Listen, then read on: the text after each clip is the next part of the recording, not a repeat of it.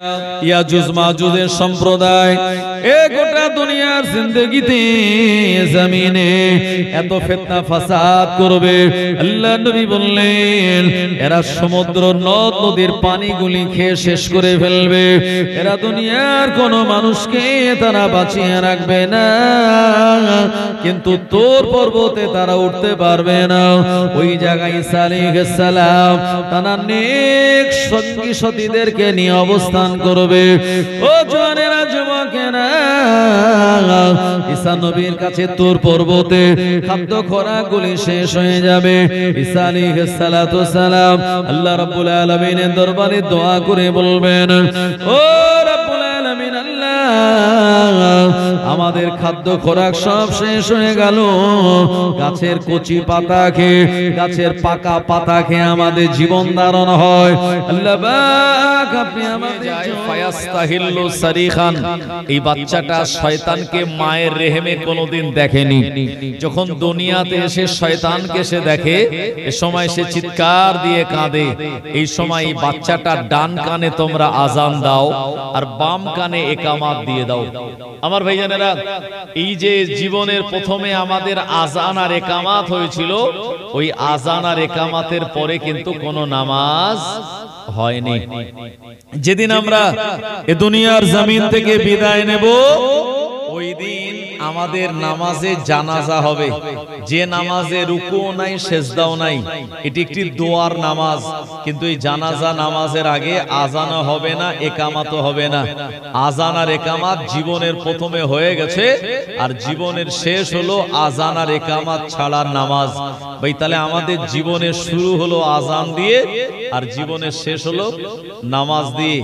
প্রিয় নবী সাল্লাল্লাহু আলাইহি ওয়াসাল্লাম তিনি আমাদেরকে এই নামাজের জন্য একাধিকবার তাগিদ দিয়েছেন। কোরআন মাজিদ আল্লাহ পাক 82 জায়গাতে নামাজ কায়েম করার কথা বলেছেন। কিয়ামতের মহাময়দানে আল্লাহ রাব্বুল আলামিন সর্বাগ্রে সর্বপ্রথম এই নামাজেরই হিসাব তিনি নেবেন।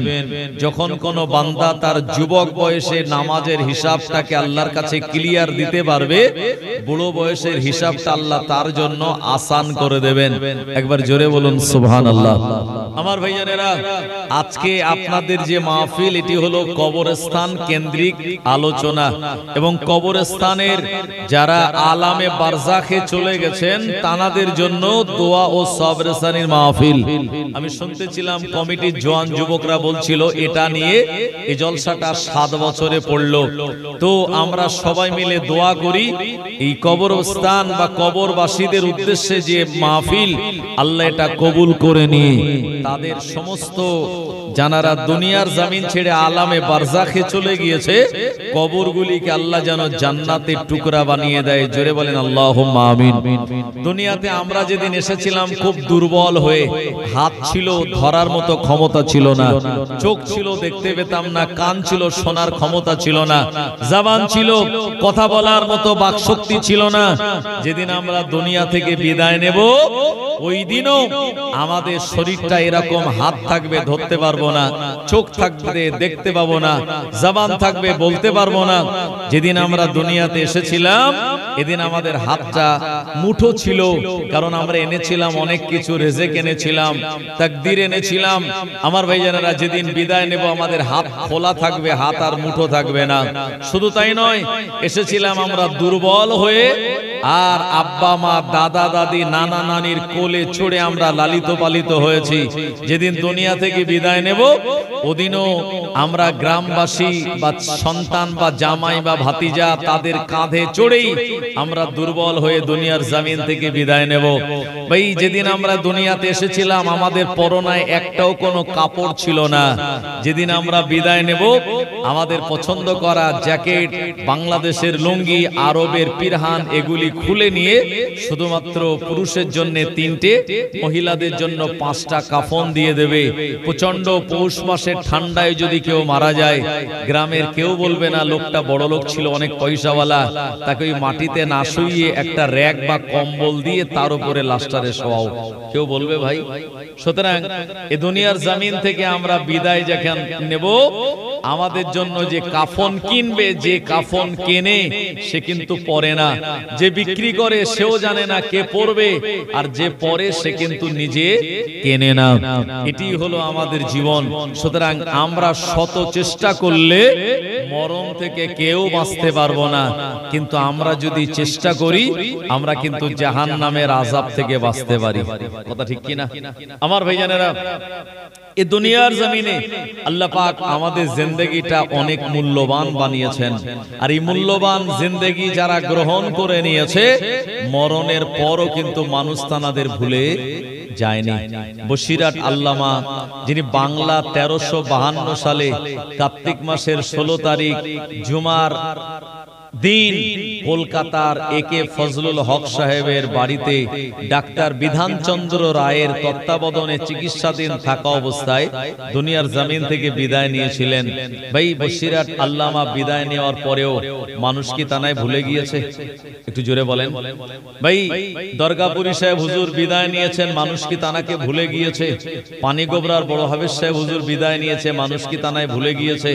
কলকাতার মানিকতলার সুফি ফাতিল ওয়াইসি রহমাতুল্লাহ আলী বিদায় নিয়েছেন, মানুষ কিন্তু ভোলেনি। ফুরফুরা শরীফের দাদা হুজুর বিদায় নিয়েছেন, মানুষ ভোলেনি। খাজা গরিবে নওয়াজ বিদায় নিয়েছেন কম বেশি প্রায় 800 বছর আগে, মানুষ তানাকে আজও ভোলেনি, কিয়ামত পর্যন্ত ভুলবে না। এই না ভোলার কারণ হলো জীবন জিন্দেগিটা এমন ভাবে তানারা পরিচালনা করেছিলেন। আমার ভাইজানেরা, এই দুনিয়ার জমিনে তানাদের ঈমান পাকাপোক্ত ছিল, আর যেদিন তানারা বিদায় নিয়ে চলে গিয়েছেন কবরের জিন্দেগিতে আলামে বারজাখে তানারা এমন করে অক্ষত অবস্থাতেই রয়েছেন, জি রুহানি হালাতে তানারা দোয়া করতে পারেন আমাদের জন্য। এই জন্য মানুষ তানাদের কথা ভোলেনি, কিয়ামত পর্যন্ত ভুলবে না। একবার জোরে বলুন সুবহানাল্লাহ। আমার ভাইজানেরা, আমার আল্লাহ রাব্বুল আলামিন কোরআন মাজিদে শুনিয়েছেন, আলা ইন্না আউলিয়া আল্লাহি লা খাউফুন আলাইহিম ওয়ালা হুম ইয়াহজানুন। আল্লাহ পাক শুনিয়ে বললেন আলা মানে খবরদার, ইন্না আউলিয়া আল্লাহ নিশ্চয়ই যারা আল্লাহ পাকের ওলি বান্দা, লা খাউফুন তানাদের কোনো ভয় নাই, ওয়ালা হুম ইয়াহজানুন এবং জীবনে কোনোদিন কোনো দুশ্চিন্তা তানারা করেন না। ও জওয়ানেরা, যুবকেরা, আল্লাহ পাকের ওলি হওয়ার জন্য আমার আল্লাহ রাব্বুল আলামিনের শরীয়তের আইনগুলি তানারা মেনে চলেছিলেন। সর্বপ্রথম আমার আল্লাহ রাব্বুল আলামিনের কোরআন মাজিদের আয়াত অনুযায়ী তানারা মুসলমান ছিলেন। অপরদিকে আমার আল্লাহ রাব্বুল আলামিন তানাদের পাক্কা মুমিন বানিয়েছিলেন এবং মুমিনের দরওয়াজা অতিক্রম করে আল্লাহ পাকের দোস্ত মাহবুব হিসাবে নিজেদের নামটা লিখিয়েছিলেন। এ কারণে দুনিয়ার জমিন থেকে বিদায় নিয়ে চলে যাওয়ার পর মানুষ তানাদেরকে ভুলে যায় না। ও নবীর উম্মতেরা, কোরআন মাজিদে আল্লাহ পাক শুনিয়ে বললেন, ইয়া আইয়ুহাল্লাযীনা আমানুত্তাকুল্লাহা হাক্কা তুকাতিহি ওয়া লা তামুতুন্না ইল্লা ওয়া আনতুম মুসলিমুন। আমার আল্লাহ পাক শুনিয়ে বললেন, হে বিশ্বাসী ইমানদারেরা, ইত্তাকুল্লাহ তোমরা আল্লাহকে ভয় করো, হাক্কা তুকাতিহি প্রকৃত ভয় করার মতো ভয় করো, ওয়া লা তামুতুন্না আর তোমরা মরো না, ইল্লা ওয়া আনতুম মুসলিমুন যতক্ষণ পর্যন্ত তোমরা পাক্কা মুসলমান হতে না পারবে। ও জওয়ানেরা, যুবকেরা, দুনিয়ার জমিনে যারা মুসলমান, এই মুসলমানগণের সংজ্ঞা কি? ওটা আমার আল্লাহ রাব্বুল আলামিনের প্রিয় নবী মুহাম্মদুর রাসূলুল্লাহ সাল্লাল্লাহু আলাইহি ওয়াসাল্লাম তিনি এমন করে করে শুনিয়েছেন। আর বুখারী শরীফের মুসান্নিফ আবু আব্দুল্লাহ মুহাম্মদ বিন ইসমাইল বিন ইব্রাহিম বিন বারদিসবা আল জুফি ওনার লিখিত কিতাব এই বুখারী শরীফের ভিতরে হাদিসটা এনে তিনি বলেছেন, আল্লাহর নবী বললেন, মুসলমান তো তারা যারা মান সাল্লা সালাতানা ওয়া ইস্তাকবালা কিবলাতানা ওয়া আকালা যাবিগাতানা ফাযালিকা মুসলিমুন আও কামা ক্বালা নবী সাল্লাল্লাহু আলাইহি ওয়াসাল্লাম। আল্লাহর নবী বললেন, মুসলমান তো তারা মান সাল্লা সালাতানা যে আমার মতো নামাজ আদায় করে ও ইস্তিকবালা কিবলাতানা আল্লাহ পাকের কাবা বাইতুল্লাহকে সম্মান দেয়, কাবা বাইতুল্লাহর দিকে পেশাব পায়খানা করে না, পিছনে করে না, কাবা বাইতুল্লাহর দিকে পা করে ঘুমায় না, কাবা বাইতুল্লাহর দিকে ইচ্ছা করে থুতু ফেলে না। ও আমার ভাইজানেরা, মুসলমানের নৈতিক দায়িত্ব হলো আল্লাহ পাকের কাবা বাইতুল্লাহকে সম্মান করা। নবীজি বললেন যে মুসলমান তার 2 নম্বর ক্যাটাগরি হলো আল্লাহ পাকের কাবা বাইতুল্লাহকে সম্মান করবে, আর 3 নম্বর ক্যাটাগরি হলো ও আকালা যাবিহাতানা মুসলমানদের জবাইকৃত পশুর গোশত ভক্ষণ করবে। এই 3টে ক্যাটাগরি যার ভিতরে দেখা যাবে, আল্লাহর নবী বললেন ফাযালিকা মুসলিমুন, ওই ব্যক্তিটাই তো প্রকৃতপক্ষে মুসলমান। জোরে বলেন। তাহলে হাদিসের বলা, নবীজির বলা সঙ্গ অনুযায়ী মুসলমান হলো সে, নবীজি বললেন যে আমার মতো নামাজ পড়লো, ও ইস্তিকবালা কিবলাতানা কাবা বাইতুল্লাহকে সম্মান করলো, ও আকালা যাবিহাতানা আর আমাদের জবাইকৃত পশুর গোশত ভক্ষণ করলো। ভাই, মুরগি, হাঁস, পায়রা আমাদের জন্য হালাল। কেউ যদি জবাই করার সময় ইচ্ছা করে বিসমিল্লাহ না বলে, এই প্রাণীর গোশত খাওয়া আমাদের জন্য জায়েজ হবে? হবে না। যদিও মুরগিটা হালাল, হাঁস হালাল, পায়রা আমাদের জন্য হালাল, কিন্তু অনিচ্ছাকৃত যদি ছেড়ে যায়, ইমাম শাফি বলেছেন যে মুসলমানদের অন্তরে এই আল্লাহর নাম থাকে, তাই জায়েজ। আর ইমামে আজম আবু হানিফা হুজুর বললেন যদি এভাবে ছেড়ে যায় তো ওই প্রাণীর গোশত খাওয়াটা হলো মাকরুহ। আর ইচ্ছা করে কেউ যদি বিসমিল্লাহি আল্লাহু আকবার না বলে, ওটা আমাদের জন্য খাওয়া সম্পূর্ণরূপে হারাম।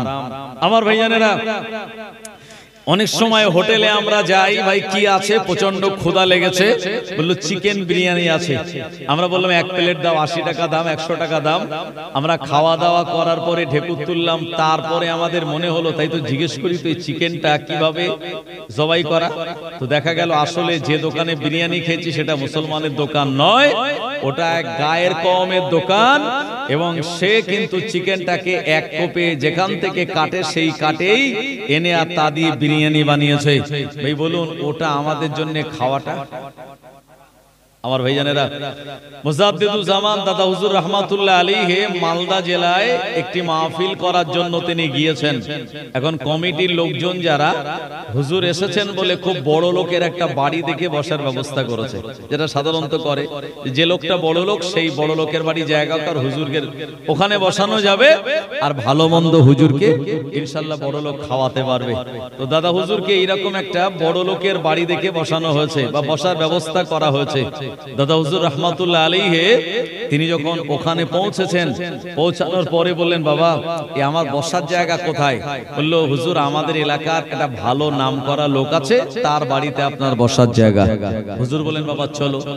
আমার ভাইজানেরা, ও জওয়ানেরা, যুবকেরা, ওই বাড়িওয়ালার সামনে আল্লাহর ওলি মুজাদ্দিদুল জামান দাদা হুজুর রাহমাতুল্লাহ আলাইহি যখন গেলেন, আর ওই বাড়িতে তিনি না উঠে বললেন, এ বাড়িতে আমি আবু বকর বসবো না। জলসা কমিটির লোকেরা বলল, হুজুর কেন বসবেন না? আল্লাহর ওলি বলেছিলেন এ বাড়ির ভিতর থেকে সুদের গন্ধ পাওয়া যায়। এ মানুষটা সুদখোর, যে মানুষটা সুদখোর তার বাড়িতে আমি আবু বকর বসি না, আমার জন্য অন্যত্র একটা ব্যবস্থা করে দাও। আমার ভাইজানেরা, কমিটির লোকেরা হয়রান হয়ে গেল, কার বাড়িতে বসার ব্যবস্থা করা হবে? আল্লাহর ওলি মুজাদ্দিদুজ জামান বলেছিলেন এত চিন্তা করা প্রয়োজন নাই, তোমাদের গ্রামের যে ইমাম, ওই ইমামের বাড়িতে আমার বসার ব্যবস্থা করো এবং ইমামকে খবর দিয়ে আমার জন্য ওই জায়গাতে জায়গা করো। ও নবীর উম্মতেরা, ইমাম সাহেবের কাছে বলা হলো, ইমাম সাহেব তো অবাক। ইমাম সাহেব বলে, আমি গরিব মানুষ, আমি হুজুরকে খেতে দেব এমন কিছু ইন্তজাম আমার নাই। আল্লাহর ওলি মুজাদ্দিদুজ জামান বললেন, তোমার বিশাল কিছু ইন্তজাম করার দরকার নাই। আমি আবু বকর তোমায় বলি, কি তোমার বাড়িতে রয়েছে? ইমাম বলেন, হুজুর আমার নিজের হাতে ফলানো কিছু আলু আছে আর কিছু ডাল আছে। আল্লাহর ওলি বললেন, ওই আলু আর ডাল দিয়ে তুমি আমার জন্য হালকা একটু ভাতের ব্যবস্থা করো। আমি আবু বকর তোমার বাড়ির হালাল খাবারকে আমি মাহফিল করতে চাই। জোরে বলুন, আর একটু জোরে হবে না? আমরা হলে উল্টো বলবো, জি যে হ্যাঁ বড় লোকের বাড়ি থেকে বসার ব্যবস্থা করেছো, খুব ভালো হয়েছে। আর গরিব দেখে বসতে দিলে বলি যে ভাই আর গ্রামের লোক নেই, গরিব মানুষটার বাড়ি বসিয়েছে, আর কি খেতে দেবে আমাদের?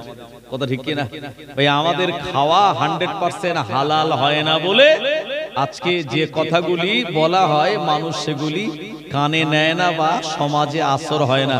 তাই জলসার আগেও যা, জলসার পরেও তাই। কথা ঠিক কিনা? এগুলি বর্তমান যুগে যারা বক্তা হিসাবে আলোচনা রাখে, ভাই আমরা যা বলি অনেকেই এগুলি বাস্তবে তা পালন করি না, যার কারণে এমন অবস্থা। ভাই আমি আপনাদের যে কথা শোনাচ্ছিলাম, তাহলে মুসলমান হতে গেলে তার 3টি আলামত যেটি দরকার নবীজি হাদিসে বলেছেন। এরপরে আল্লাহর ওলি যারা হয়েছিলেন, তারপরে তারা দ্বিতীয় যে ক্যাটাগরিতে গিয়েছিলেন সেটি হলো মুমিনের ক্যাটাগরি। ভাই সব মুমিন মুসলমান, কিন্তু সব মুসলমান মুমিন নয়। মুমিন কারা? আল্লাহর ওলি হতে গেলে আগে মুমিন হতে হবে। মুমিন কারা?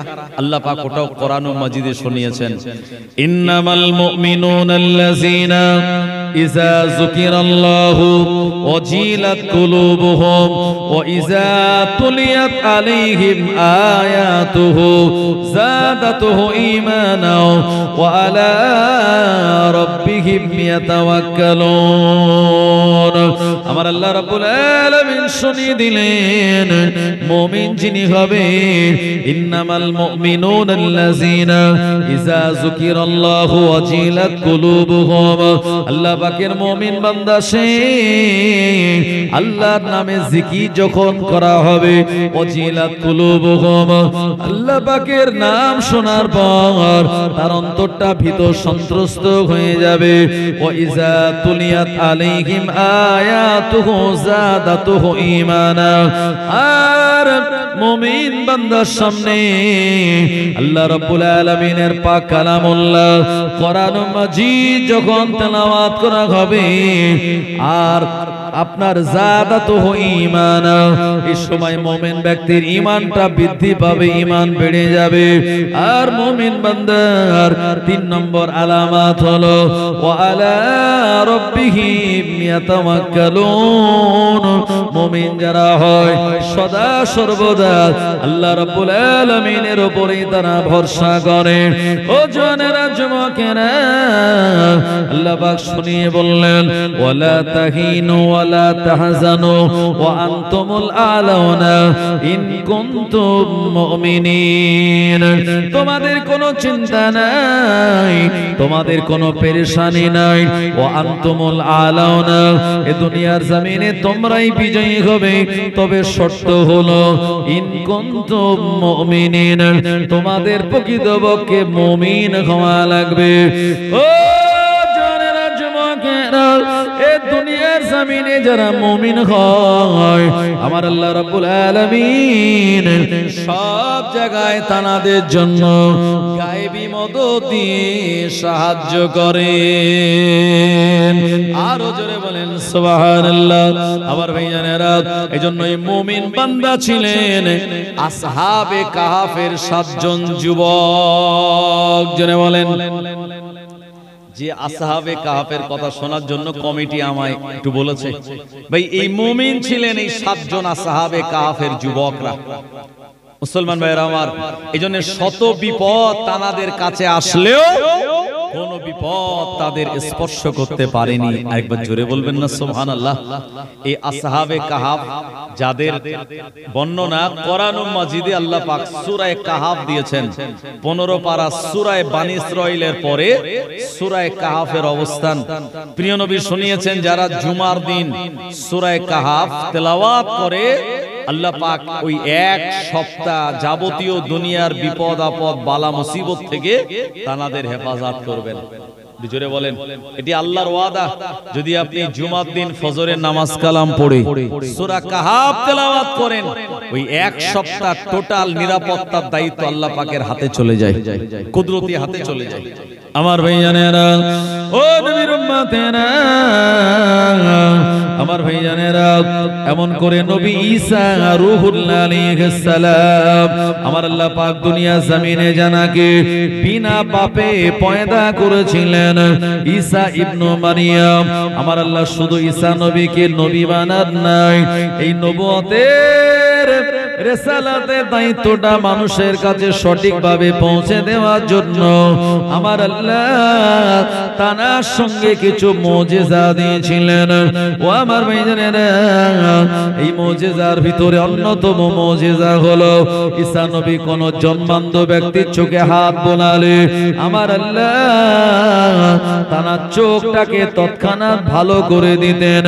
ঈসা নবী 2 নম্বর মুজিজা হলো কোন কুষ্ঠ রোগীর গায়ে হাত বোলালে আমার আল্লাহ ওই ব্যক্তির কুষ্ঠ রোগকে ভালো করে দিতেন।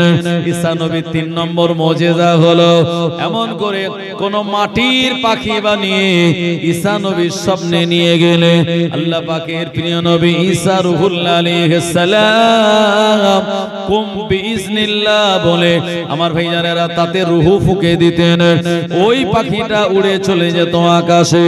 ঈসা নবীর 4 নম্বর মুজিজা হলো কার বাড়িতে কি রান্না হয়েছে ঈসা নবী ওটা না দেখে বলে দিতে পারতেন।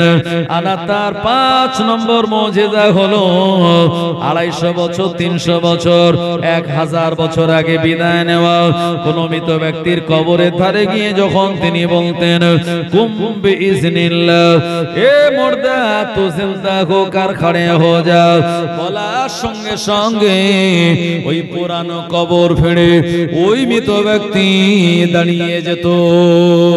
জোরে বলেন সুবহানাল্লাহ। এই আসহাবে কাহাফ যে যুবক 7 জন, এনারা কিন্তু নবী ঈসা আলাইহিস সালামেরই উম্মত।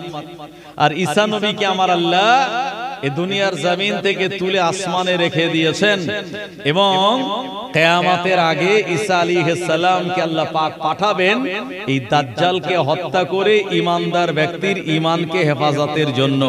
একটু জোরে বলবেন না সুবহানাল্লাহ। ভাই ইমাম মাহদী আলাইহিস সালামকে আল্লাহ পাক প্রথম পাঠাবেন।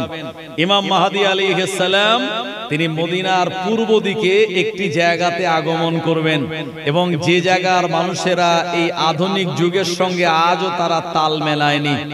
ইমাম মাহদী আলাইহিস সালামের আব্বার নাম হবে আব্দুল্লাহ, মায়ের নাম হবে আমিনা, তার নিজের নাম হবে মুহাম্মদ। আমার ভাইজানেরা, নবীজি বলেছেন ফাতেমার বংশ থেকেই ইমাম মাহদী দুনিয়ার জমিনে আগমন করবেন।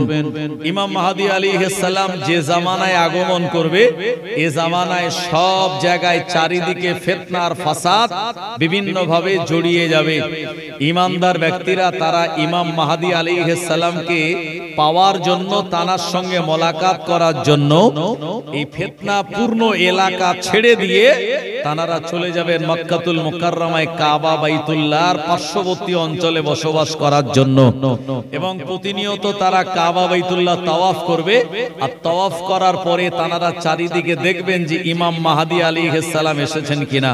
আর ইমাম মাহদী আলাইহিস সালাম এই কাবা বাইতুল্লাহ তাওয়াফ করার সময় তানার আত্মপ্রকাশ ঘটবে এবং মানুষেরা তানার পরিচয় কাবা বাইতুল্লাহর পাশেই পাবেন।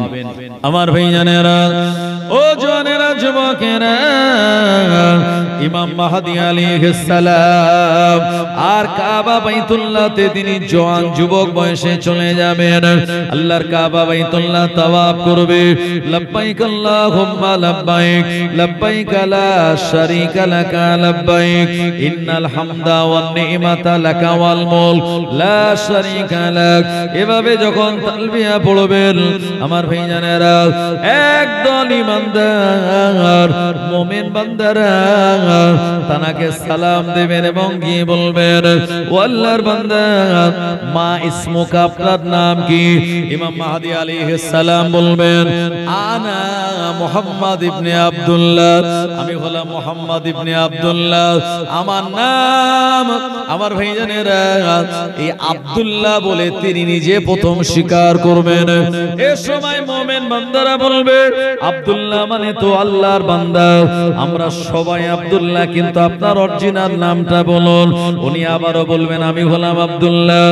ও মুসলমান আমার মানুষেরা, তানারা বুঝতে পারবেন ইমাম মাহদী আলাইহিস সালামের জবানের ভিতরে জড়তা থাকবে, তোতলামি থাকবে। তানার নাকটা উঁচু হবে, কপালটা তানার চওড়া হবে, চেহারাটা উজ্জ্বল হবে। ও নবীর উম্মতেরা, এ সময় ওই মানুষগুলি বলবেন, না না না, আপনি তো মুহাম্মদ ইবনে আব্দুল্লাহ, আপনি তো ইমাম মাহদী বলে মনে হয়। ও আমার ভাইজানেরা, এ সময় তানার জবানে জড়তা আসবে, তিনি তানার উরুতের উপরে আঘাত দেবে আর জবান আবার খুলে যাবে। এ সময় মানুষেরা 100% শিওর হয়ে যাবে ইনি আর অন্য কেউ নয়, ইনি তো ইমাম মাহদী আলাইহিস সালাম। ইমাম মাহদী আলাইহিস সালাম যখন আত্মপ্রকাশ করবেন এবং মানুষেরা চিনতে পেরে যাবে, তানার হাতে বায়াত গ্রহণ করবেন। নবীজি বলেছেন, এই মাহাদির হাতে, ইমাম মাহাদির হাতে যারা বায়াত গ্রহণ করবে তারা নাজাত প্রাপ্ত একটি দলে পরিণত হবে এবং আল্লাহ রাব্বুল আলামিন তাদেরকে সিরাতাল মুস্তাকিমের রাস্তাতেই রাখবেন। ইমাম মাহদী আলাইহিস সালাতু সালাম তিনি বায়াত গ্রহণ করার পরেই এ সময় ঈসা আলাইহিস সালাতু সালাম তিনি আগমন করবেন। তবে ঈসা নবী আগমনের আগেই মিশকাত শরীফে কিতাবুল ফিতিন নামক বাবের ভিতরে নবীজি বলেছেন, দাজ্জাল নামক একজন কানা মানুষ, যার এক চোখ কানা, তার একটা চোখ, এবং যার চুলগুলো খাড়া খাড়া আর যার শরীরে বিরাট এক পাওয়ার শক্তি, এই দাজ্জাল নামক একজন ফিতনাবাজের আবির্ভাব হবে দুনিয়ার জমিনে। আমার ভাইজানেরা, দাজ্জাল এসে বলতে থাকবে, আমি হলাম তোমাদের খোদা, আমি হলাম তোমাদের প্রভু। এই দাজ্জালকে সব থেকে যারা বেশি অনুসরণ করবে এরা হলো ইহুদি সম্প্রদায়। যে ইহুদিরা আমার ভাইজানেরা এই বাইতুল মুকাদ্দাসকে দখল করার জন্য এই বোম্বিং করেছে আপনার ফিলিস্তিনের উপরে, আপনারা তা জানেন। এখন বর্তমানে যুদ্ধবিরতি চলছে, যার কারণে গাজার মুসলমানেরা নতুন করে তারা আবার ঘরে ফিরছে। জি, এখন এই ঈসা আলাইহিস সালাতু সালাম আগমনের আগেই দাজ্জাল আগমন করবে এবং ইহুদিরা দাজ্জালকে সব থেকে বেশি প্রাধান্য দেবে এবং দাজ্জালকে তারা গড বলে মানবে। একবার জোরে বলুন নাউজুবিল্লাহ। আমার ভাইজানেরা, দাজ্জাল মানুষের ঈমান লুটতে থাকবে, বলবে আমি খোদা, আমায় তোমরা যদি প্রভু না বলো তাহলে তোমাদেরকে আমি দুনিয়াতে বাঁচিয়ে রাখবো না। দাজ্জাল বলবে, আকাশ পানি দে, আকাশ থেকে পানি হবে। এ জমিন তোর ভিতর থেকে ফসল বার করে দে, ফসল বেরিয়ে যাবে। আর আপনার বিভিন্ন ভাবে সে এমন কিছু অলৌকিক বিষয় দেখাবে, মানুষ বদ্ধমূল ভাবে তারা বিশ্বাস করে নেবে, এই মনে হয় প্রকৃতপক্ষে খোদা। জোরে বলেন নাউজুবিল্লাহ। দাজ্জালের এক হাতে থাকবে জান্নাত আর এক হাতে থাকবে জাহান্নাম। দাজ্জালের হাতে যে জান্নাত ওটা খোদার জাহান্নাম, আর দাজ্জালের হাতে যে জাহান্নাম ওটা খোদার জান্নাত। আমার ভাইজানেরা, এমন সময় মানুষের ঈমান যখন লুটতে থাকবে আর দাজ্জালের বিরুদ্ধে কথা বলে বা তার বিপক্ষে গিয়ে লড়াই করার মতো কেউ থাকবে না। নবীজি বলেছেন দাজ্জাল টোটাল দুনিয়াতে 40 দিন থাকবে। তবে দাজ্জাল যখন আগমন করবে 40 দিনের প্রথম দিন হবে 1 বছরের মতো লম্বা, দ্বিতীয় দিন হবে 1 মাসের মতো লম্বা, তৃতীয় দিন হবে 1 সপ্তাহের মতো লম্বা, বাকি 37 দিন এমন 24 ঘন্টার মতোই হবে। দুনিয়ার এমন কোন প্রান্তর বাকি থাকবে না মক্কা মদিনা ছাড়া যে দাজ্জাল বিচরণ করবে না। এই সময় আল্লাহ রাব্বুল আলামিন সিরিয়ার দামেস্কে, আপনারা জানেন যে সিরিয়া যেখানকার প্রেসিডেন্ট ছিল বাশার আল আসাদ, সেখানকার জনবিক্ষোভে এই বাংলাদেশের প্রধানমন্ত্রীর মতো আর ওই সিরিয়ার প্রেসিডেন্ট বাশার আল আসাদ দেশ ছেড়ে পালিয়ে চলে গেছে। ওই সিরিয়ার দামেস্ক হলো রাজধানী। দামেস্কের শ্বেত মিনারের উপরে আসরের নামাজের সময় ঈসা আলাইহিস সালাতু সালাম দুইজন ফেরেশতার ডানার উপরে ভর দিয়ে তিনি নামবেন। আর ইমাম মাহদী আলাইহিস সালাম ওই জায়গাতে ওই দামেস্কের মসজিদে আসরের নামাজ পড়বেন বলে অপেক্ষা করাবেন মুসল্লিদের। ইমাম মাহদী আলাইহিস সালাম এই সময় বলবেন, হে আল্লাহর বান্দার একটুখানি দাঁড়িয়ে যাও, আসরের নামাজ আদায় হবে। কিন্তু আল্লাহ পাকের একজন নেক বান্দা আগমন করছেন। এ নেক বান্দা আগমন করার পরে আসরের নামাজ শুরু করা হবে। মানুষেরা সবাই মসজিদের দরওয়াজার দিকে তাকিয়ে দেখবে। এ সময় তারা দেখবেন না না না, আমাদের কাছে নতুন একজন মানুষ দুইটি কাপড় পরিধান করে আগমন করলো, যার চেহারা দিয়ে মতির মতো ঘাম জোরে জোরে পড়বে। এ সময় ইমাম মাহদী আলাইহিস সালাম তাকে সালাম দেবেন। আর দামেস্কের ওই মিনারের উপরে নেমে ঈসা আলাইহিস সালাম আসরের নামাজ আদায় করার জন্য মসজিদে প্রবেশ করবেন। ইমাম মাহদী আলাইহিস সালাম বলবেন, হুজুর আপনি আসরের নামাজের ইমামতি করুন। ঈসা আলাইহিস সালাম বলবেন, না না না, আপনি যে তো মাহদী পথ দেখানেওয়ালা, এ কারণে আমি নয়, আপনি আসরের নামাজের ইমামতি করুন। এমন করে ইমাম মাহদী আলাইহিস সালাম আসরের নামাজের ইমামতি করবেন। আর ঈসা রূহুল্লাহ আলাইহিস সালাম তিনি ইমাম মাহদী পিছনে নামাজ আদায় করবেন। আসরের নামাজ শেষ হয়ে যাওয়ার পর এ সময় ঈসা রূহুল্লাহ আলাইহিস সালাম দাজ্জালকে খোঁজ করতে থাকবে। ও জওয়ানেরা, যুবকেরা, আল্লাহর নবী বললেন ঈসা নবীকে আবার আল্লাহ ওই দিন এত পাওয়ার এত ক্ষমতা দেবেন, ঈসা আলাইহিস সালামের শ্বাস প্রশ্বাসের বায়ু যদি কোনো বেঈমান কাফেরের গায়ে যায় তৎক্ষণাৎ সঙ্গে সঙ্গে ওই ব্যক্তিটা মারা যাবে। ঈসা নবীকে বাধা দেবে এমন পাওয়ার কোন বেঈমানের থাকবে না। ওনার শ্বাস প্রশ্বাসের বায়ু যেই পাবে ওই বেঈমান ওখান থেকেই মারা যাবে সঙ্গে সঙ্গে। আমার ভাইজানেরা, দাজ্জাল তার কানে খবর চলে যাবে ঈসা নবী নেমে গেছে, সুতরাং আমার আর রেহাই নেই, আমাকেই হত্যা করবে। দাজ্জাল পালাতে থাকবে মক্কা মদিনা শরীফের দিকে। নবীজি বলেছেন, লা তাদখুলু রুবা মাসিহিদ দাজ্জাল লাহা সাবআতা ইয়াউমিন। এমন করে দাজ্জাল ওই মক্কা মদিনার ভিতরে প্রবেশ করার চেষ্টা করবে, কিন্তু আল্লাহর ফেরেশতাগণদেরকে দিয়ে আল্লাহ এই মক্কা মদিনাকে এমন ভাবে প্রাচীন নির্বাচন করে দেবেন, লা তাদখুলু, সে প্রবেশ করতে পারবে না। আর এই সময় সে চলে যাবে কোন জায়গায়? ফিলিস্তিনের দিকে দৌড় লাগাবে। আমার ভাইজানেরা, আর ফিলিস্তিনের দিকে ঈসা আলাইহিস সালাম তিনিও যাবেন। যেতে যেতে ইহুদিরা বর্তমানে যে গেটটাকে বানিয়ে ফেলেছে অলরেডি, এই গেটটার নাম হলো বাবুল লুদ।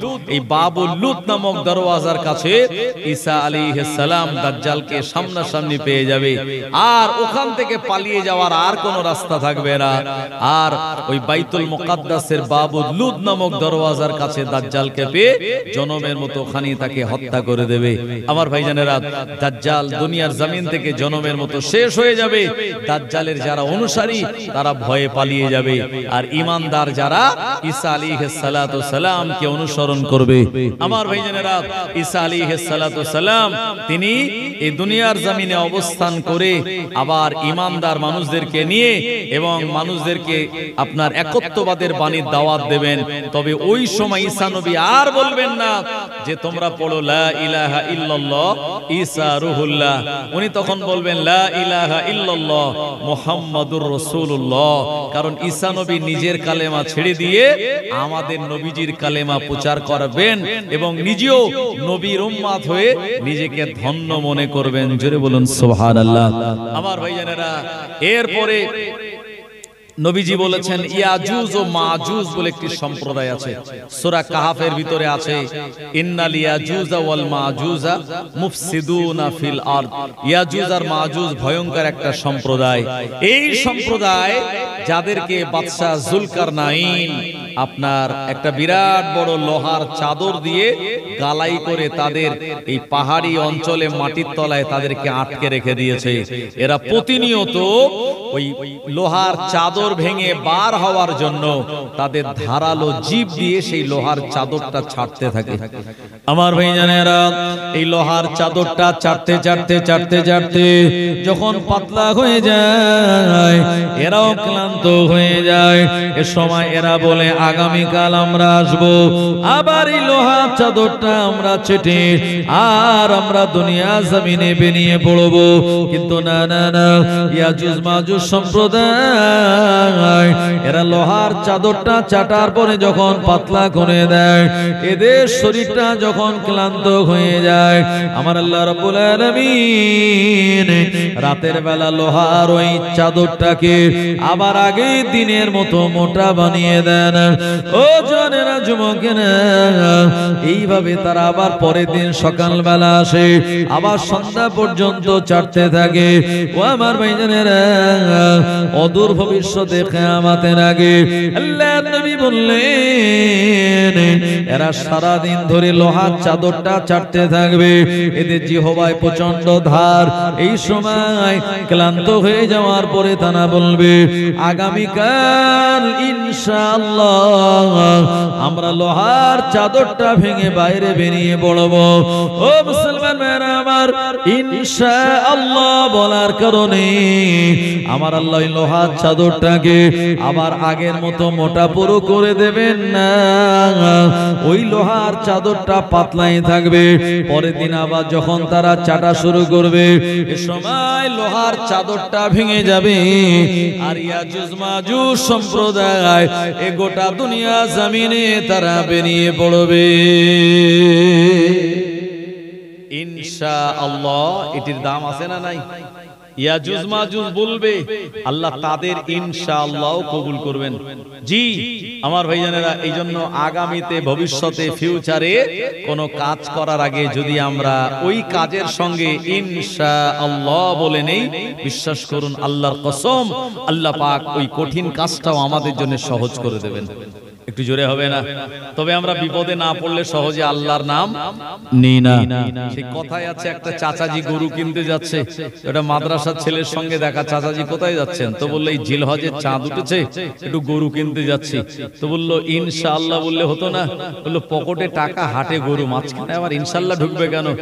এখন গরুর হাটে ভাই পকেট মাছ ছিল, টাকা পকেট মেরে বার করে নিয়েছে, গরু আর কেনা হয়নি।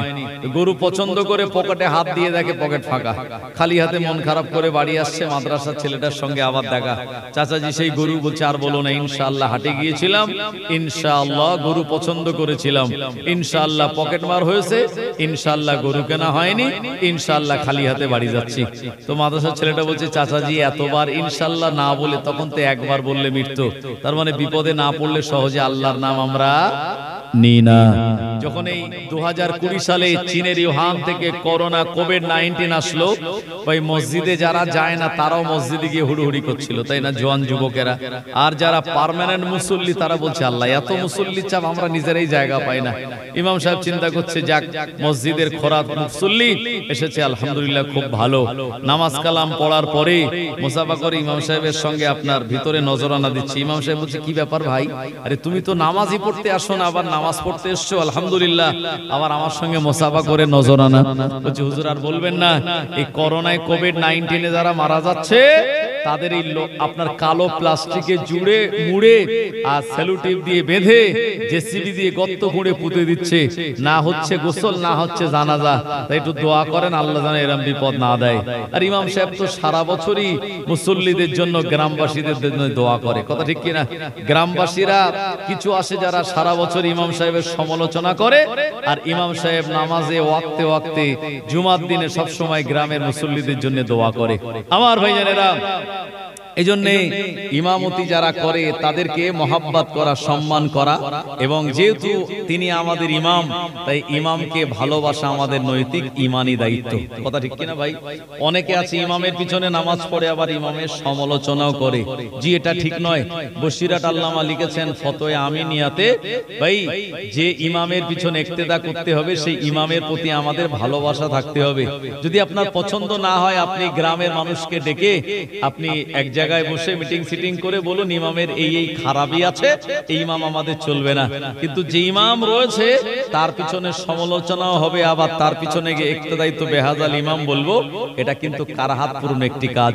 আমার ভাইজানেরা, জওয়ানেরা, যুবকেরা, তো যে কথা আমি আপনাদেরকে শোনাচ্ছিলাম, এখন এই ইয়াজুজ আর মাজুজ সম্প্রদায় এরা বেরিয়ে গোটা দুনিয়াতে এমন ফিতনা ফাসাদ তৈরি করবে এবং এমন কোন মানুষ থাকবে না যে যাদেরকে সে বাঁচিয়ে রাখবে। এই সময় সমস্ত মানুষদেরকে হত্যা করতে থাকবে।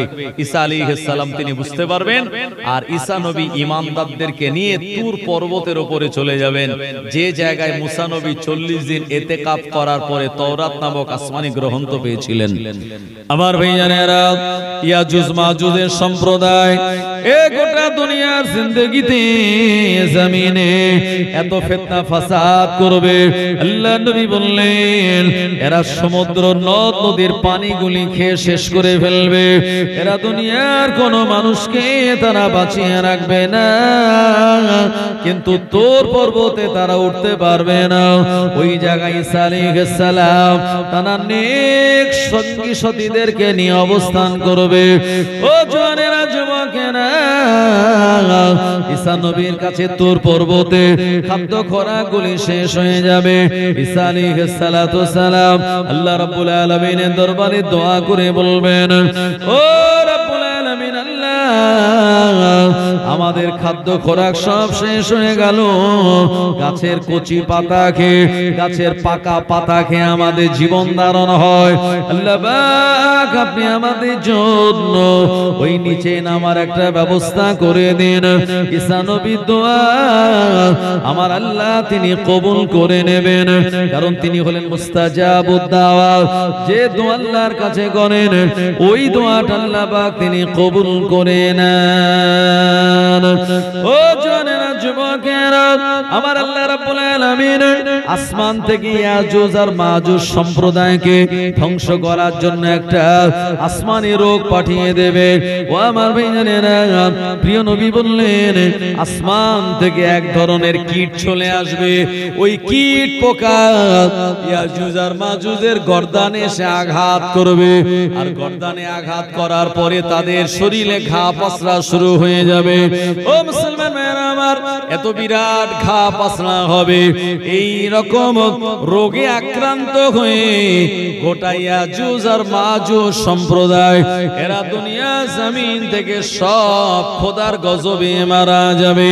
ঈসা আলাইহিস সালাতু সালাম নামতে চাইবেন কিন্তু নামতে চাইবেন না, এমন এক বিঘত জমিনও ফাঁকা থাকবে না যে জায়গায় ইয়াজুজ আর মাজুজের মরদেহ লাশ পড়ে নাই। ঈসা নবী আল্লাহ পাকের কাছে আবারও দোয়া চাইবেন, আমার আল্লাহ রাব্বুল আলামিন আসমান থেকে লম্বা লম্বা ঠোঁট বিশিষ্ট এক ধরনের পাখি পাঠিয়ে দেবেন। ওই বিরাট আকারের পাখিগুলি ইয়াজুজ মাজুজের মরা পচা লাশগুলি নিয়ে নাহাবিল নামক একটি জায়গার ভিতরে ফেলে দেবে। ঈসা আলাইহিস সালাতু সালাম দোয়া চাইবেন, আমার আল্লাহ আসমান থেকে অবিরত ধারায় পানি দেবেন। এত বিরাট পানি হবে, গোটা দুনিয়া ইয়াজুজ মাজুজের রক্ত পুঁজ দুর্গন্ধ জিনিস সব ধুয়ে মুছে এই জমিনটাকে আমার আল্লাহ পরিষ্কার করে দেবে। আমার ভাইজানেরা, অনেক লম্বা ইতিহাস, এটি ঘটনা হাদিসের ভিতরে এসেছে। কিতাবুল ফিতিন, আপনি যদি মিশকাত শরীফ কিনে পড়েন এগুলি পেয়ে যাবেন। আমার ভাইজানেরা, তো এই ঈসা আলাইহিস সালামের উম্মত ছিলেন এই 7 জন যুবক, যারা হলো আসহাবে কাহাব বলা হয়। আমার ভাইজানেরা, ঈসা আলাইহিস সালামের আপনার দুনিয়া থেকে আসমানে চলে যাওয়ার পর একজন বাদশার আবির্ভাব হয়েছিল, যে বাদশার নাম হলো বাদশা দাখিয়ানুস। কি নাম বললাম? বাদশা দাখিয়ানুস। এ এমন এক অত্যাচারী বাদশা, এ ফেরাউনের মতো বলল আনা রব্বুকুমুল আলা, আমি নিজেই খোদা। ফেরাউন বলল আমি হলাম বড় খোদা। এ বাদশাও বলল আমার দেশে, আমার এলাকায়, আমার রাজত্বে থাকতে গেলে আমাকে খোদা বলে মানতে হবে, তবেই তোমরা এখানে থাকার পারমিশন পাবে। কিছু মানুষ যাদের ইমানের দুর্বলতা ছিল, ওই তারা ওই বাদশাকে খোদা বলে মেনে নিল। জোরে বলো নাউজুবিল্লাহ। কিন্তু এই আসহাবে কাফের যে 7 জন যুবক, তারা ছিল পরিপূর্ণ আল্লাহর নেক ইমানদার বান্দা। তারা বললেন দেশ ছাড়বো, এলাকা ছাড়বো, ঘর বাড়ি ছাড়বো, জমি জায়গা ছাড়বো, কিন্তু ইমানটাকে ছেড়ে দেব না। জোরে বলুন। মুমিন তানারা পরিপূর্ণ। আর এই 7 জন বন্ধু তানারা বললেন এই অত্যাচারী বাদশার রাজত্বে না থেকে আমরা আল্লাহ তাআলার আশ্রয় কামনা করে এখান থেকে চলে যাই। চলো। 7 জন যুবক রাতের বেলা সঙ্গোপনে এক জায়গা থেকে তারা বেরিয়ে পড়েছে। আমার ভাইজানেরা, যখন যাচ্ছে হঠাৎ তারা পিছনে তাকিয়ে দেখে একজন কুকুরও ওই আসহাবে কাহাফের 7 জন যুবকের সঙ্গ নিয়েছে। এই 7 জন যুবক বললেন, এ কুকুর, কি ব্যাপার, তুমি আমাদের সঙ্গে কেন? কুকুরকে তাড়িয়ে দেয়, কিন্তু কুকুর সে আবার ঘুরে ফিরে আসে, আবার তাড়িয়ে দেয়, কিন্তু 7 জন যুবকের সঙ্গে যায়। এই বারবার যখন তাড়িয়ে দিচ্ছে, এমন সময় কুকুরের জবান আল্লাহ খুলে দিয়েছিল। ওই কুকুর বলেছিল, এ আল্লাহর বান্দারা, আমাকে তাড়িয়ে দেবেন না, আমি ওই এলাকায় থাকবো না যে এলাকায় আল্লাহর ওলি নেক বান্দারা থাকে না। আমি কুকুরও ওই জায়গাতে থাকতে চাই না। জোরে হবে না? আপনারা বসিরহাট এলাকার মানুষ, আপনাদের নসিব কপাল অনেক বড়। আস্তানা রোডের শাহ আলী রহমাতুল্লাহ আলাইহি আছেন, যিনি বাঘের পিঠে ছুড়ে বেড়াতেন। একবার জোরে বলেন না সুবহানাল্লাহ। আমার ভাইজানেরা, এত বড় আল্লাহর ওলি পীর মানুষ ছিলেন। আমরা বাইক সাইকেল ইউজ করি, উনি বাঘের পিঠে চড়ে বেড়াতেন। বাঘ এক জায়গা থেকে আরেক জায়গায় নিয়ে যেতেন ইচ্ছা মতো। মানুষেরা ভয় পেলে হুজুর বলতেন, বাবা ভয় পেও না, বাঘ তোমাদের কোনো ক্ষতি করবে না। বসিরহাট আল্লামা, যে আল্লামা হুজুরকে আল্লাহ পাক এত বড় মর্যাদা দিয়েছিলেন, আপনার খিজির আলাইহিস সালামের সঙ্গে বসিরহাট আল্লামার মোলাকাত হয়েছিল। একবার জোরে বলুন। আমার ভাইজানেরা, আমি তানার অনেকগুলি কিতাব পড়েছি। আমি আমিনিয়া মাদ্রাসায় থাকা অবস্থাতে আমি তানার অনেক জীবনী স্টাডি করেছি। সে জায়গা থেকে আমি পেয়েছি যে হুজুর হাসনাবাদের ওই যে নদী, ওই নদী পেরিয়ে একটা জায়গায় মাহফিলে যাচ্ছিলেন। তো একটু বেলা করেই বেরিয়েছেন, এখন নদী পথে জলসাতে যাবেন, একটু বেলায় বেলায় বেরিয়েছেন, কিন্তু নৌকাতে উঠে দেখছেন যে এখনো প্যাসেঞ্জার সব আসেনি। তো মাঝি বলল, হুজুর আমি তো নৌকা এক্ষুনি ছাড়বো না, প্যাসেঞ্জার সব ভর্তি হবে তারপরে নৌকা ছাড়বো। হুজুর দিনের বেলা কিতাব লেখেন, রাতের বেলা মাহফিল করেন। হুজুরের শরীরটা ক্লান্ত। হুজুর ভাবলেন অন্তত এই সময়টায় একটুখানি বিশ্রাম করে নেওয়া যায়। হুজুর এই নৌকার একটা পাশে কোনায় গিয়ে একটুখানি তিনি জায়গা করে নিয়ে খুব ছোট্ট হয়ে ডান হাতের তলায় তানার এই কান দিয়ে মাথাটা দিয়ে একটুখানি শুয়ে পড়েছেন। আমার ভাইজানেরা, আর টুকটুক করে প্যাসেঞ্জার সব আসছে। আর ও জামানায় তো লোকজন এত বেশি গ্যাদারিং ছিল না, অল্প অল্প মানুষ ছিল। তো পরপর লোক আসছে। হঠাৎ করে দেখা গেল ওই শুকনো একেবারে ওয়েদারটা খুব ভালো, কিন্তু হঠাৎ নদীতে হঠাৎ একটা বিরাট জোয়ার চলে আসলো, এবং এত বিরাট নদীর পানিটা ঢেউ উঠলো যে নৌকাটা বারবার এইভাবে টলমল টলমল করে।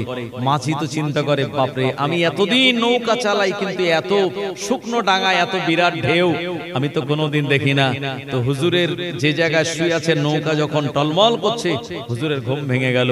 হুজুর যেই ঘুম থেকে উঠেছেন আর মাঝি বলছে, হুজুর এই নৌকার চালিয়ে ওপারে যাওয়া যাবে না, যে ঢেউ উঠেছে এখন নৌকা চালানোটা প্রচন্ড রিস্ক, ওপারে যাওয়ার আগে কোনো দুর্ঘটনা ঘটতে পারে। বসিরহাট আল্লামা হুজুর কিছু না বলে তিনি হাতটা গুটিয়ে নিয়ে আর ওই পানির মধ্যে দিয়ে দিয়েছেন। দেওয়ার খানিকক্ষণ পরেই যাবতীয় যা ঢেউ সব এক নিমেষে বন্ধ হয়ে গেল। জোরে বলুন। মাঝি বলছে, হুজুর এটা কি ব্যাপার আমি তো বুঝতে পারলাম না। বসিরহাট আল্লামা বললেন, হে মাঝি তুমি নৌকাটা ওপারে নিয়ে চলো, এই ব্যাপারটা তোমায় শোনা লাগবে না। আমার ভাইজানেরা, কিন্তু মাঝি ছিল মুসলমান এবং সে ছিল ইমানদার। বলে, হুজুর আমি একটু শুনবো এই ব্যাপারটা কি, যে হঠাৎ করে শুকনো নদীতে এরকম মানে স্থির নদীতে এমন ঢেউ উঠলো আর আপনি হাতাটা গুটিয়ে পানির মধ্যে দিলেন আর সঙ্গে সঙ্গে এটা বন্ধ হয়ে গেল, তার কারণ কি একটুখানি যদি বলেন। তো হুজুরকে যখন বারবার জিজ্ঞেস করলো, হুজুর বলল এতগুলো লোকের সামনে বলা যাবে না, আগে নৌকাটা ওপারে নিয়ে চলো, তারপরে দেখছি তোমার সঙ্গে আলাদা বলা যায় কিনা।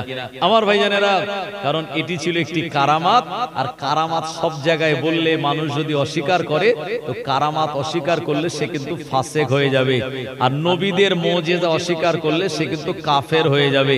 এজন্য বসিরহাট আল্লামা চাননি যে আমার এই কারামাত অস্বীকার করে কেউ ফাসিক হয়ে যাক।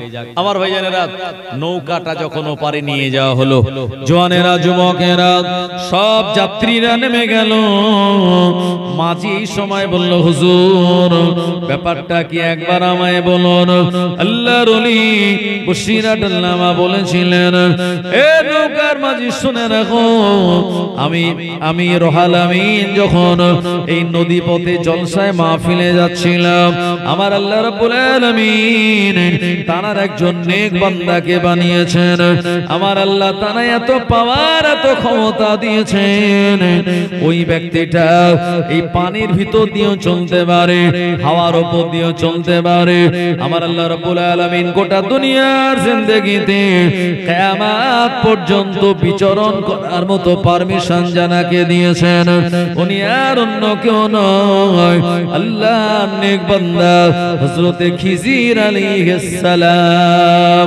আমি রোহাল আমিন নৌকা যোগে যখন মাহফিলে যাচ্ছি, আমার সঙ্গে মোলাকাত মুসাফা করার জন্য এই রকম পানিতে ঢেউ তুলেছিল, আর আমি রোহাল আমিন বড় মাওলানা আমি যখন পানির ভিতরে হাত ঢুকিয়ে দিয়ে তানার সঙ্গে মুসাফা করলাম, হুজুর আর আমার সঙ্গে মুসাফা করে চলে যাওয়ার পর এ নদী ঢেউ সব স্থির হয়ে গিয়েছে। আর একটু জোরে হবে না? এত বড় আল্লাহর ওলির এলাকার মানুষ আপনারা, এজন্য বসিরহাটের মানুষের কপাল অনেক ভালো, চারিদিকে সব ওলিয়া ওলিয়া দিয়ে আপনারা ঘেরা। এইজন্য এই করোনা যখন হয়েছিল বসিরহাটের মানুষ বেশি আক্রান্ত হয়নি, আর মারাও খুব বেশি যায়নি। ও সময় যারা ইন্তেকাল করেছিল, কারোর হার্টের প্রবলেম ছিল আগে থেকে, কারোর কিডনির সমস্যা ছিল, কারোর ফুসফুস দুর্বল ছিল, এই সব রোগে আক্রান্ত হয়েছে, আর ডাক্তাররা করোনা বলে চালিয়ে দিয়েছে। কথা ঠিক কিনা ভাই? আমার ভাইজানেরা, তো আমি যে কথা বলছিলাম, কুকুর বলল যে এলাকায় আল্লাহর ওলি নাই আমি সে এলাকায় নেই, এই জন্য আমি আপনাদের সঙ্গে নিয়েছি, আমায় তাড়িয়ে দেবেন না, আমি আপনাদের সঙ্গেই যাব। একবার জোরে বলুন না সুবহানাল্লাহ। কুকুর আল্লাহর ওলিকে চিনল, কিন্তু আমাদের সমাজের কিছু মুসলমান আছে যারা আল্লাহর ওলিকে চেনেনি। কথা ঠিক কিনা? তারা আল্লাহর ওলি শুনলেই বলে সব ভণ্ডামি। জোরে বলে নাউজুবিল্লাহ। তারা কারা? তাদের পরিচয় আমি বলে দিচ্ছি ভাই। তারাই বুকের উপরে হাত বাঁধে, যখন সূরা ফাতিহা শেষ হয় জোরে আমিন বলে। এরা 20 রাকাত তারাবি পড়ে না, 8 রাকাত পড়ে। এরা বেতের নামাজটারে নফল নামাজ বলে। এদের মসলা হলো বিনা ওযুতে কোরআন শরীফ ধরে ছুঁয়ে পড়া যাবে। জোরে বলে নাউজুবিল্লাহ। এদের কথা হলো আবু জেহেল এ মুসলমান ছিল। জোরে বলে নাউজুবিল্লাহ। এই কদিন আগে বলেছে আবু জেহেল মুসলমান ছিল, বলছে এ মুসলমান তোমরা যাকে নবীর দুশমন এটা সেটা বলছো, কিন্তু আবু জেহেল মুসলমান ছিল।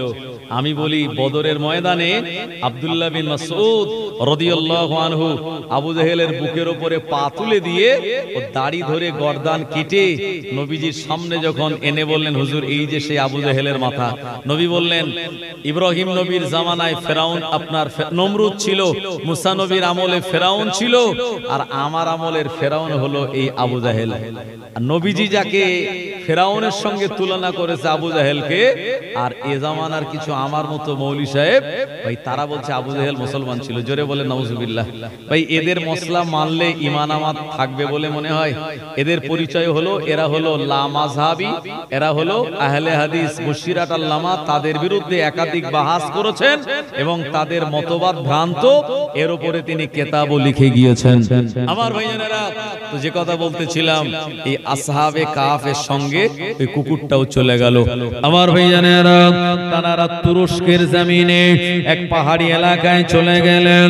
এই জায়গায় পাহাড়ি অঞ্চলে একটা গুহা ছিল।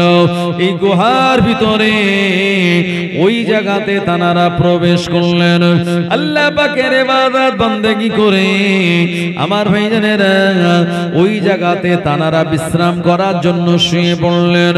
আমার আল্লাহ রাব্বুল আলামিন তাদের এমন ঘুম দিয়ে দিলেন, আর তাদের ঘুম ভাঙে না।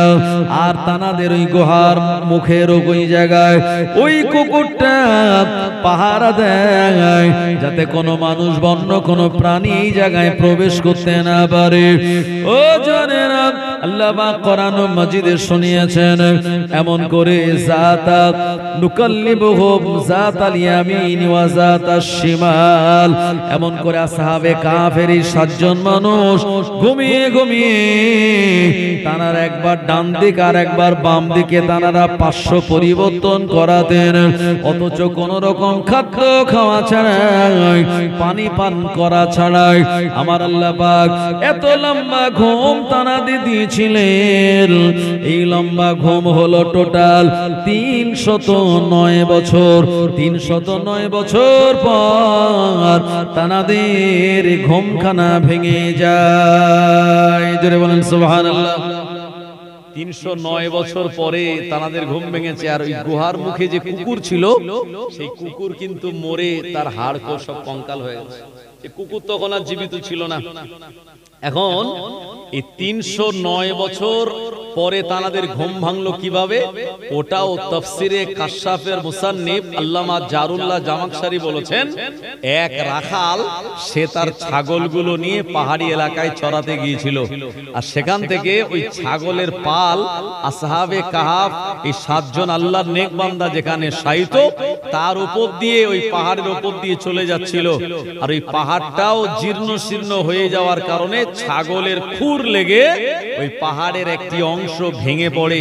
জি, আর সেখান থেকেই সকালবেলা যখন পূর্ব দিগন্তে সূর্য উঠেছে, এই সূর্যের রশ্মি আলো তাদের চোখের উপরে যখন পড়েছে, ওই গর্ত দিয়ে যাওয়া আলো, এই 7 জনের তখন ঘুম ভেঙে গেছে।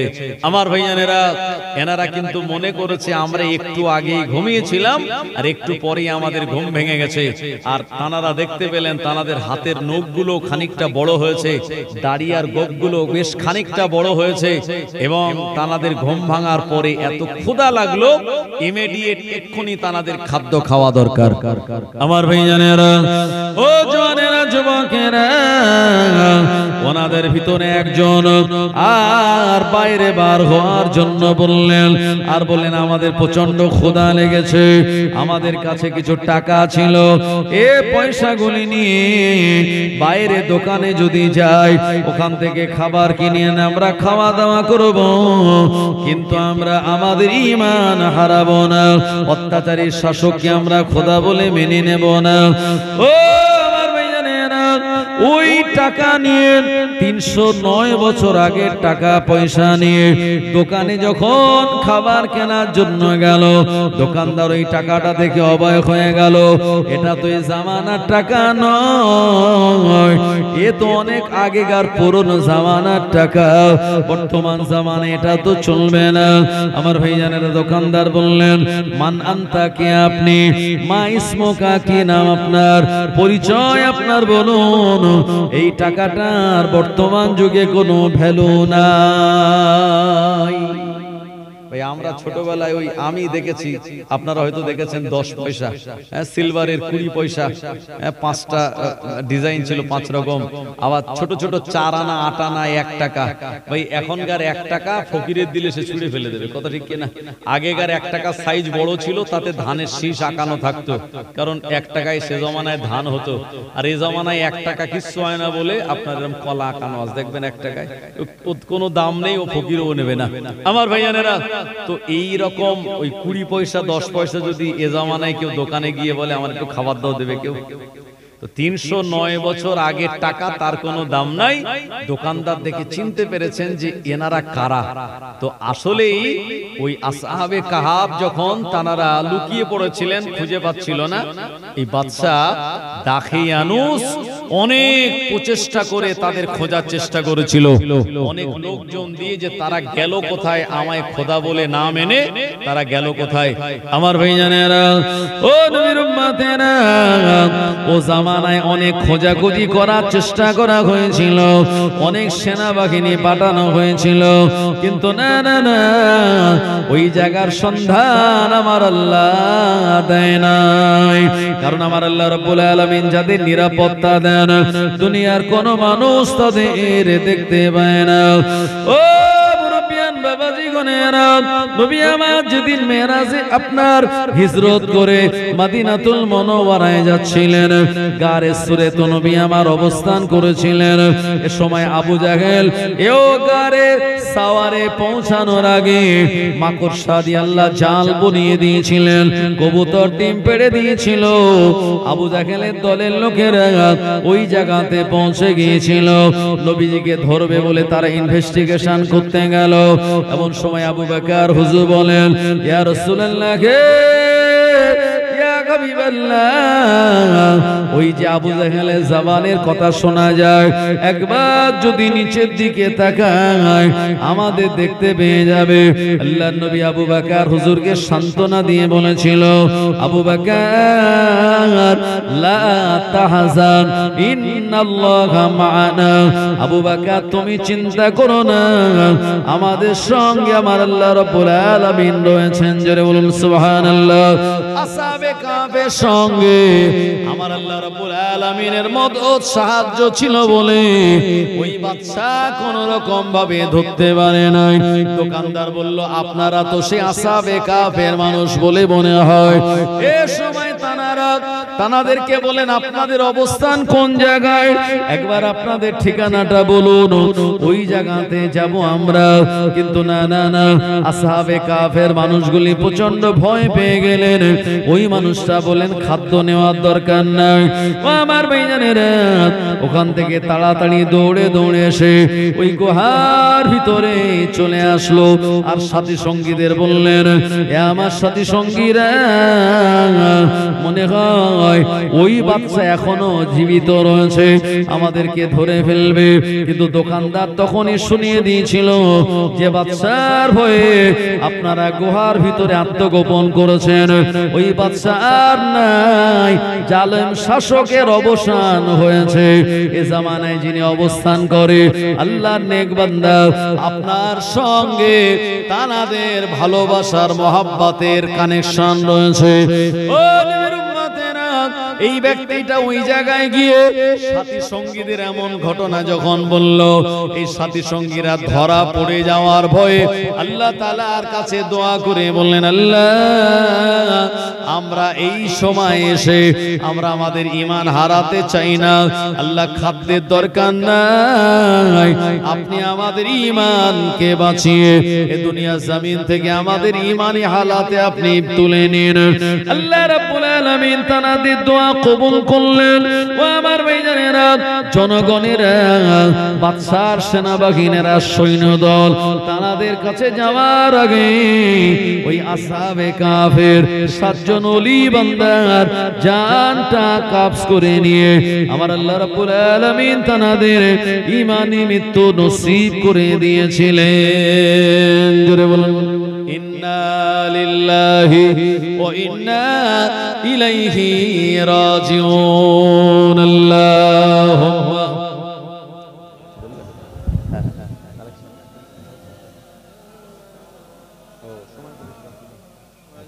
ওয়া আলা আলি সাইয়্যিদিনা।